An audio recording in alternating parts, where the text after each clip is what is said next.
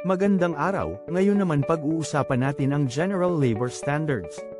Ito ay ang pinakamababang pamantayan o batas ng Pilipinas tungkol sa paggawa. Ito ay ang updated version na nakapaloob ang bagong minimum wage. Tayo na at magsimula. Simulan natin sa minimum wage. Ang minimum wage ay ang pinakamababang sweldo o sahod na maaring makuha ng isang manggagawa sa loob ng 8 oras.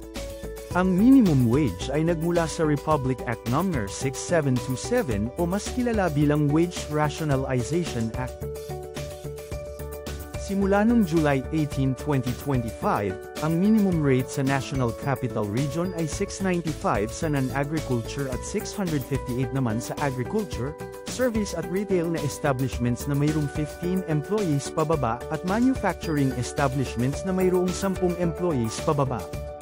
Ang National Capital Region ay binubuo ng Caloocan, Las Piñas, Mandaluyong, Makati, Manila, Marikina, Malabon, Muntinlupa, Navotas, Parañaque, Pasay, Pasig, Quezon City, San Juan, Taguig, Valenzuela at munisipalidad ng Patera. Ngayon naman pag-uusapan natin ang holiday pay, overtime pay at night shift differential pay. Unahin na natin ang regular holiday.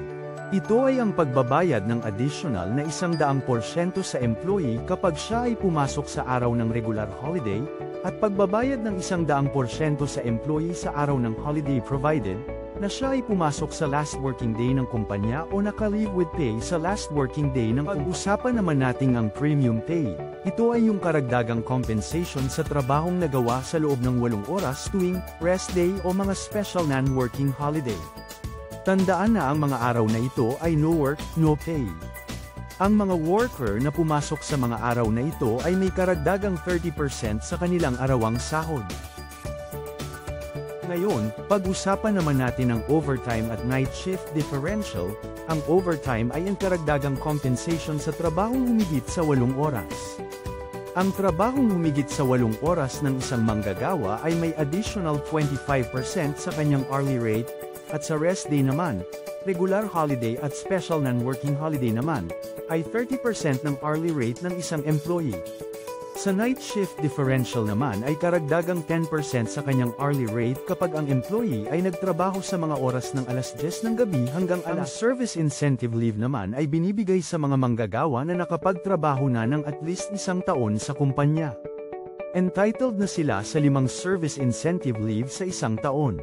Ang service incentive leave ay convertible to cash sa katapusan ng taon kung ito ay di nagamit ng manggagawa. Ang service charge naman ay isang benepisyo na tinatamasa ng mga manggagawa sa mga hotel, restaurants at iba pang establishment na katulad nito. Pag-usapan naman natin ang maternity leave. Ang maternity leave ay isang benepisyo ng isang babaeng manggagawa regardless ng kanyang estadong sibil, employment status, at legitimacy ng kanyang magiging anak. Ang maternity leave ay 105 araw, na may full pay at may karagdagang 7 araw, kung siya ay solo parent. Maaari rin itong madagdagan ng 30 araw, ngunit wala itong bayad. Provided din na ang manggagawa ay nakapagpaalam ng maayos sa employer. Sa kadahilanan naman na miscarriage o emergency termination ng pagbubuntis, mayroon ang solo parent leave naman ay isang benepisyo ng mga manggagawang solo parent. Ito ay ang mga manggagawang nag-iisa sa mga responsibilidad ng pagiging magulang. Ang solo parent leave ay 7 araw kada taon na may full pay. Kinakailangan lang makakuha ng solo parent ID ang manggagawa mula sa munisipyo o DSWD. At sa mga pagkakataon na hindi nagamit ang solo parent leave, ito ay hindi convertible to cash o nadadagdag sa susunod na taon, unless may pinagkasunduan ng employee at ang employer.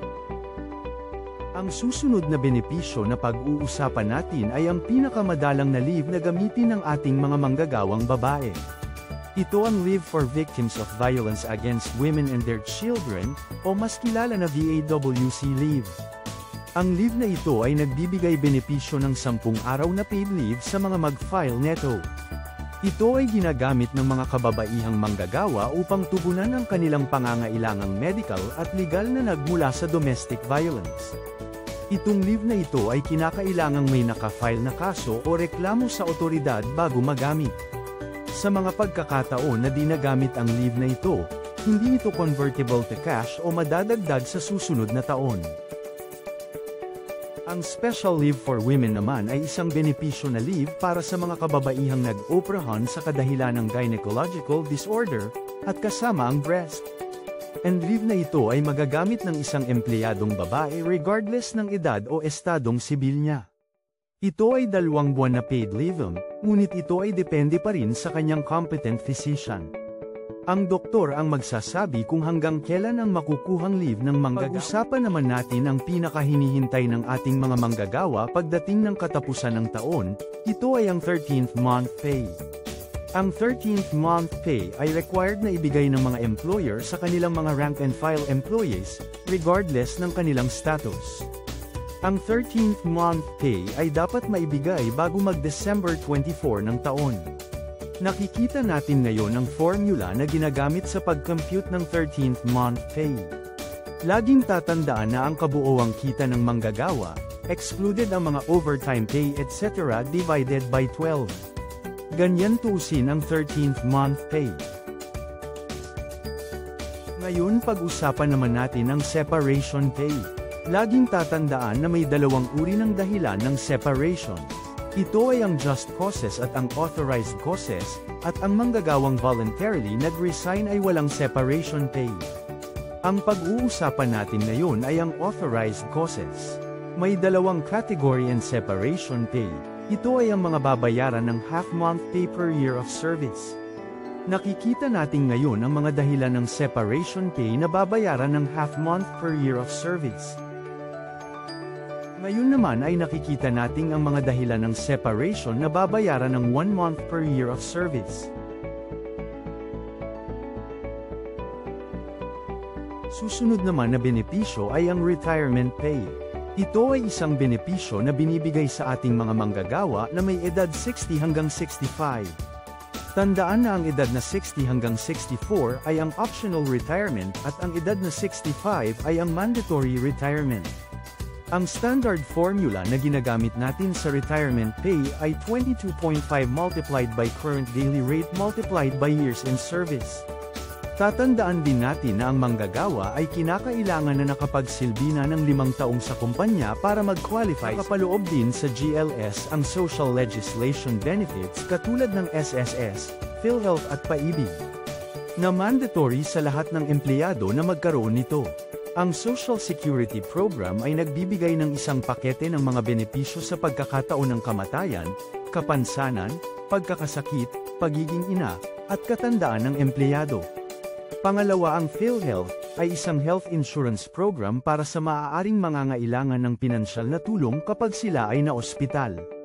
Ang pangatlo ay ang Pag-ibig, ay isang mutual na system ng pag-iimpok at pagtitipid para sa mga nakaempleyo sa pribado at pamahalaan at sa mga iba pang grupo na kumikita, na suportado sa pamamagitan ng parehas na ipinag-uutos na mga kontribusyon ng kani-kanilang mga may bilang pagtatapos ng video na ito, narito ang compliance guide para sa lahat ng establishment.